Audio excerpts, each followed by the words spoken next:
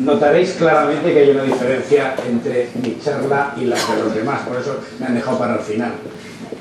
Quizá por eso y quizá por otras cosas, ya veréis.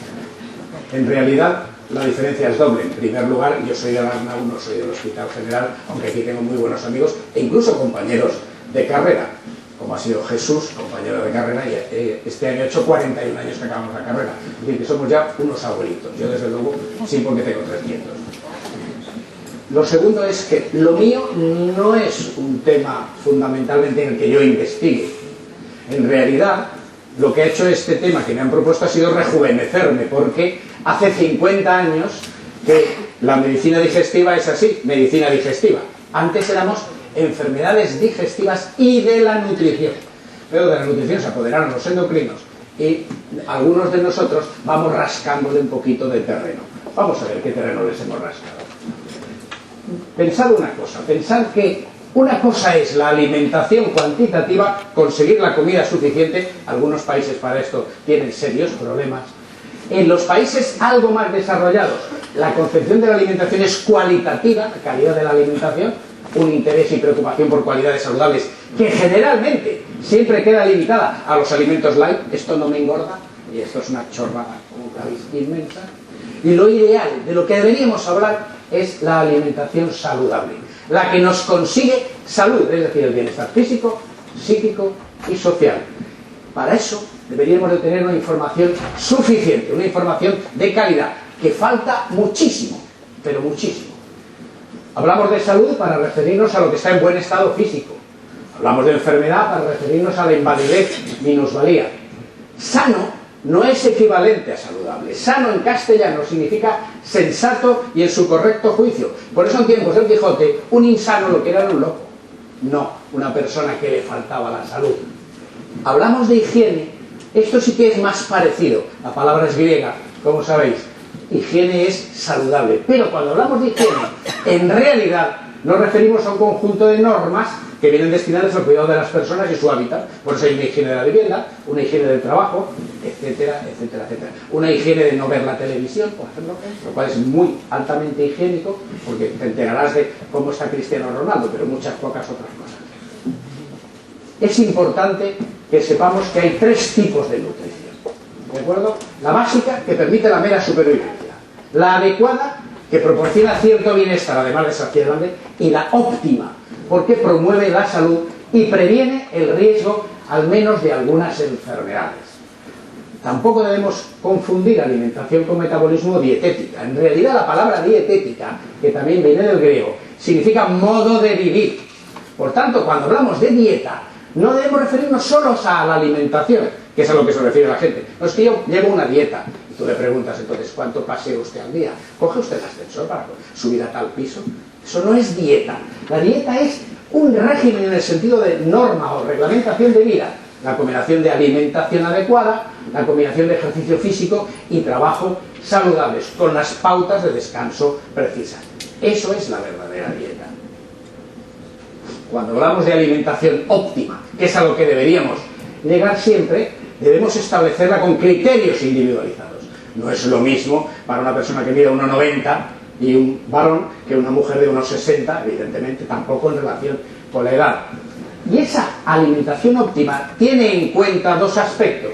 El aspecto de la herencia familiar, se ha hablado aquí de que marca riesgos de ciertas enfermedades, algunas seriamente graves, y luego, se ha corrido un poquito la diapositiva, y luego ciertos factores individuales personales a tener en cuenta, para que veamos que la salud está sujeta por un trípode que tiene que ver con la herencia, con el ejercicio físico y con la alimentación, que será distinta en relación al trabajo desempeñado y también a la constitución del propio paciente. ¿El panorama actual de la información alimentaria es el adecuado? ¿Es correcto? No, ni mucho menos. El panorama de la alimentación es escasa, errónea, mediocre y como mínimo sesgada o interesada. No hay más que irse a un mercadito de cualquier pueblo de la Comunidad Valenciana y ver en el campo de la herboristería quién está sirviendo la herboristería. Un verdadero experto o experta, auténticamente, ¿eh? No, vengo porque me pica un pie, un puñadito de aquí. Del siguiente que viene porque tiene estreñimiento, el puñadito es del mismo sitio, pero quizás se lo haga de otra manera distinta. Es decir, no existe. Y luego la de Internet es impresionantemente inhomogénea, torcida, folclórica. Se me ha ocurrido de todo, del tipo de yo también, ¿no? Es lo característico. Y en general sin ningún soporte científico. Internet es hoy en día una especie de corral de la Pacheca, en donde todo el mundo va diciendo las cosas que a él le han sucedido, lo cual no tiene ningún valor científico, claro, ninguno, como sabemos. Tampoco vale la que se transmite en familia ni por los amigos o conocidos, que desgraciadamente tampoco conocen mucho, porque están carentes de información adecuada. Y desde luego, no es lo mismo cocinar bien que saber de nutrición. Yo siempre pongo el ejemplo de mi abuela. No he conocido a una persona, si viviera ahora tendría 112 años. No vive evidentemente, pero cocinaba como los ángeles y era analfabeto. Es decir, realmente no es lo mismo una cosa que la otra. Realmente cocinar bien no te garantiza absolutamente nada, aunque seas el mejor cocinero del mundo, no te garantiza nada. Y hay una premisa básica en la ciencia, que tenemos que acostumbrar a siempre que se nos afirma algo, exigirla. Los supuestos hechos que se dicen, tiene que probarlos o demostrarlos el que lo dice. No somos nosotros los que no nos lo creemos, los que tenemos que decir, no, eso es mentira por esto, no. Tú me dices esto, pruébamelo. Nos llevaremos sorpresas, porque hay muy pocas cosas. Hay una serie de cosas que caracterizan a la buena salud y que de alguna manera supone mantenerla. La buena salud mejora la nutrición, favorece la escolarización, potencia el rendimiento de la educación, aumenta la productividad laboral, etcétera, etcétera. Y además, sobre todo, aumenta la calidad de vida, que es el sentimiento personal de bienestar físico, psíquico y social y de satisfacción con la vida. Por eso hay unos aspectos prácticos que en digestivo se tendrían que tener muy en cuenta, aspectos prácticos nutricionales, en relación con la calidad de vida relacionada con la salud. Porque conseguir una nutrición óptima no solo evita la caries dental, mantiene la fuerza muscular, facilita la curación de heridas espontáneas y operatorias, mantiene el funcionalismo hepático y endocrino, cumple funciones de inmunomodulación y estimulación, evita el sobrepeso y obesidad, que es una verdadera epidemia nacional de todos los países occidentales. Impresionante ver ahora a nuestros adolescentes cómo están, impresionante. Y quizá también reduzca el riesgo de ciertos cánceres, al menos de 3 que son importantes, en donde la grasa tiene bastante que ver con ellos: mama, colon o próstata.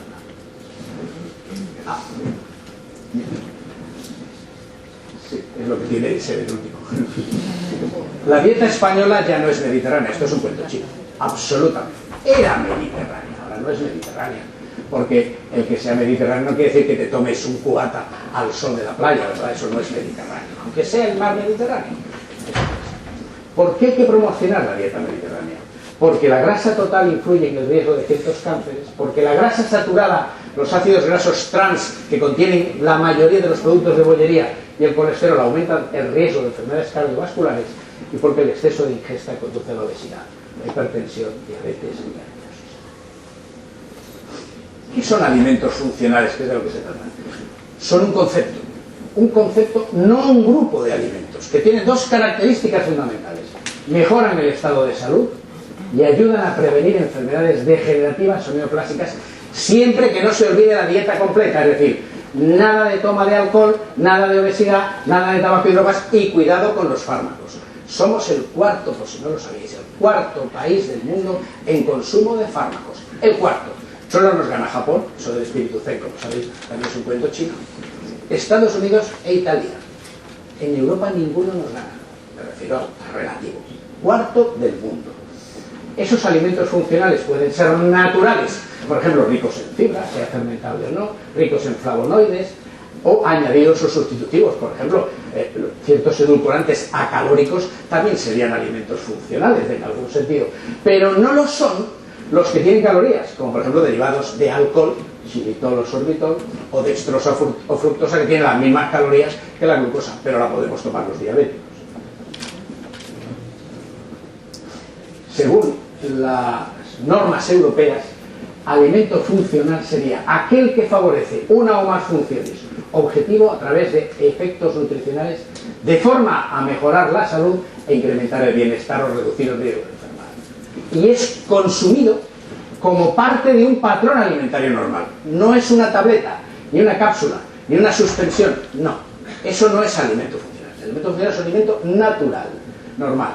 Y en cualquier alimento funcional es importante identificar el constituyente específico. Os pondré algunos ejemplos. Por ejemplo, hay una investigación suiza desde hace muchos años en donde, viendo la carencia en vitamina A de ciertos países orientales, fundamentalmente se ha logrado conseguir un arroz rico en vitamina A, que la Casa Suiza lo ofrece gratuitamente a esos países y que no ha logrado comercializarse en esos países. No ha logrado.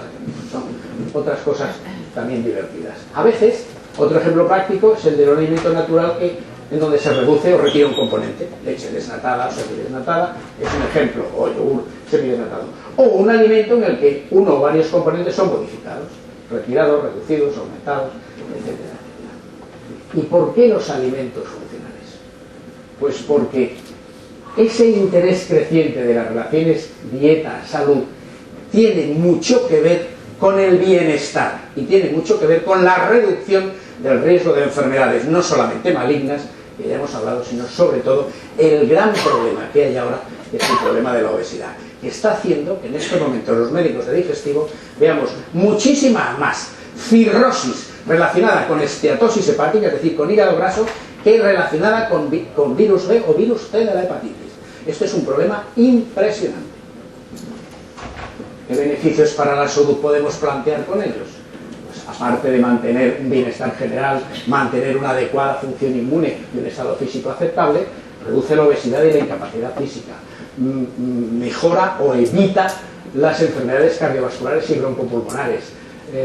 También en los pacientes obesos reduciría la ansiedad o depresión relacionadas con el verse su propia imagen corporal. Pero a nivel digestivo, el sobrepeso está relacionado con importantes enfermedades digestivas, como son la enfermedad por reflujo, dispepsia, la distensión abdominal o el estreñimiento crónico, etcétera, etcétera, etcétera. ¿Y cuáles son esos principales alimentos de grupos de alimentos funcionales? Uno son la fibra dietética, que hoy en día ya no es fibra soluble e insoluble, sino fermentable o no fermentable. En general, la no fermentable lo que hace fundamentalmente es atrapar agua y facilitar la masa, junto con la masa bacteriana, que será lo que evacuemos, es decir, mantenernos un hábito intestinal adecuado. Y otra, la fermentable, lo que hace es recuperar energía, es decir, la fibra dietética fermentable tiene exactamente por gramos la mitad de calorías, o conduce a conseguir la mitad de calorías que los hidratos de carbono, por ejemplo, es decir, 2 kilocalorías por gramo, y además son productores de ácidos grasos de cadena corta que influyen en el metabolismo sistémico y también son capaces de reducir el colesterol sistémico. Me quedan creo que 3. Los probióticos, la fibra se utiliza a veces como prebiótico porque facilita el efecto de los probióticos, son microbios vivos de la microflora intestinal y es lo que normalmente consideramos asociados al yogur. Pero ojo, al yogur enriquecido con probióticos, porque el yogur natural, eso no son probióticos, el yogur natural, del normal, lo que tiene es una fermentación que han conseguido unas bacterias, pero no son bacterias que se puedan reproducir. Y tienen un efecto triple, son barrera antipatógenos de luz intestinal, mejoran la actividad bioquímica para la nutrición de la mucosa del colon. Pensar que si cogiéramos el tubo digestivo y lo desplegáramos, es la misma superficie que un campo de tenis de dobles, más que la superficie pulmonar, para que os hagáis una idea, y la inmunomodulación o inmunoestimulación del huésped. Esa microflora tiene numerosos puntos beneficiosos.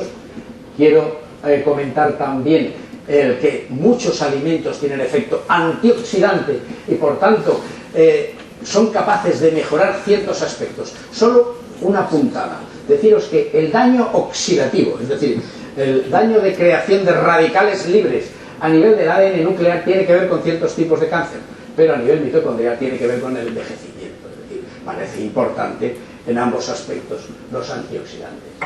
Y hay una lista amplia, también os pongo algún ejemplo. Las vitaminas, sobre todo las 3 que nombré, ciertos minerales y otros elementos, como por ejemplo el resveratrol, tan nombrado porque es el que tiene el vino y la uva. Entonces yo siempre que me cuentan lo del vino, yo es que tomo vino por el resveratrol, yo siempre les digo a mis pacientes lo mismo: ¿ha probado usted a masticar la uva y a comerse las semillitas. Eso es lo que tiene el resveratrol, de verdad. Claro, eso no les gusta oírlo tanto como lo del vino. Les gusta más que les hable de Sir Rioja o de otro tipo. Los carotenos, luteína. Es decir, en realidad yo siempre les digo, tome cosas que sean de colorines. Es decir, el color rojo y el color amarillo suele asociarse fundamentalmente a antioxidantes exógenos. Y con esto ya termino definitivamente. Incluso se ha hablado de alimentos funcionales como sustrato de la mejora de la salud mental. Bueno, lo primero para mejorar la salud mental es no ver la televisión, como todos sabemos claramente, excepto a Sheldon y a su equipo de físicos, o a 2 hombres y medio, que también está bastante bien, incluso la serie nueva. Lo demás, no verlo, y el fútbol tampoco, porque encima te disgustas a veces, ¿no? Os pondré unos ejemplos nada más. Se ha visto que la glucosa beneficia el rendimiento mental. Eso ya lo sabíamos empíricamente. Se ha visto que la sucrosa, que lo pueden tomar los diabéticos porque no libera insulina, reduce la percepción dolorosa. Se ha visto que los alimentos ricos en hidratos de carbono producen calma y tranquilidad. Eso lo sabemos. Por eso la gente cuando está deprimida también tiene tendencia a engordar, es lo que lo explica. Que la cafeína mejora la agilidad mental y la memoria a corto plazo, solo a corto plazo. No hay nada como el estudiarse las cosas para que sea a largo plazo, pero claro, esto es más esfuerzo, obviamente, que el tomarse el café. Ahora con el Nespresso hemos mejorado bastante. Y luego están las vitaminas del grupo B que mejoran el rendimiento mental en ancianos. Otros ejemplos serían la tirosina y el triptófano que inducen el sueño, o los ácidos omega 3 y el S-acetilmetionina más fólico que mejoran la depresión. Dicho de otra manera, los alimentos funcionales son en realidad los alimentos normales que tomamos cuando se les aplica efectos distintos a los de la propia nutrición. Muchas gracias.